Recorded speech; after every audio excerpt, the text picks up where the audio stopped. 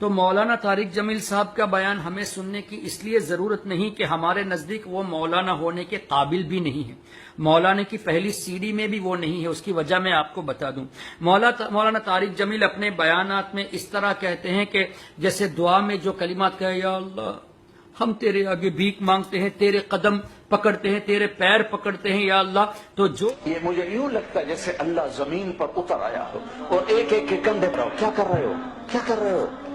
جو شخص اللہ کے لیے پیر کو ثابت کرے، اللہ کا جسم ثابت کرے، وہ عالم ہی نہیں ہے بلکہ طالب علم بھی نہیں ہے۔ اور حضرت ابراہیم علیہ السلام کی بات آئی تو 80-90 سال کا بوڑھا ایک چھری کو ہلا نہ پکڑ نہ سکے، مرغی ذبح نہ کر سکے، وہ گیا بکرا ذبح کرنے کو گئے جب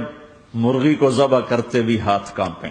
90 برس 92 سال کا بڈھا تو مرغی نہیں ذبح کر سکتا، 90 برس 92 سال کا بڈھا تو مرغی نہیں ذبح کر سکتا، 90 برس 92 سال کا بڈھا تو مرغی نہیں ذبح کر سکتا۔ اس طرح کے الفاظ نبیوں کی شان میں استعمال کرنا یہ عالم کی شان نہیں بلکہ طالب علم کی بھی شان نہیں۔ اور مولانا طارق جمال اللہ کے تعلق سے کیسے کیسے مذاقیہ الفاظ، یہاں تک کہ یہ بھی کہہ دیا کہ حضور علیہ الصلوۃ والسلام جب معراج پہ تشریف لے گئے تو جبریل علیہ السلام لینے نہیں آئے، جبکہ حدیثوں میں واضح طور سے ہے کہ حضرت جبریل علیہ السلام تشریف لائے، حضور علیہ الصلوۃ والسلام حضرت جبریل علیہ السلام کے ساتھ گئے اور سدرۃ المنتہا میں جبریل علیہ السلام آگے نہیں بڑھے، حضور علیہ السلام اللہ کی عطا سے اپنی قوت سے خود آگے بڑھے تھے، یعنی جبریل علیہ السلام سے زیادہ بھی طاقت اللہ نے حبیب کریم صلی اللہ علیہ وسلم کو عطا فرمائی۔ یہ حدیثوں میں موجود ہے، لیکن طارق جمیل نے کیا کہا، محبوب کی امت اپنے نبی کی قدر کرو، میں نے جب اس کو آسمانوں پہ بلایا تو میں خود زمین پہ آیا اس کو ساتھ لے جانے کے لیے۔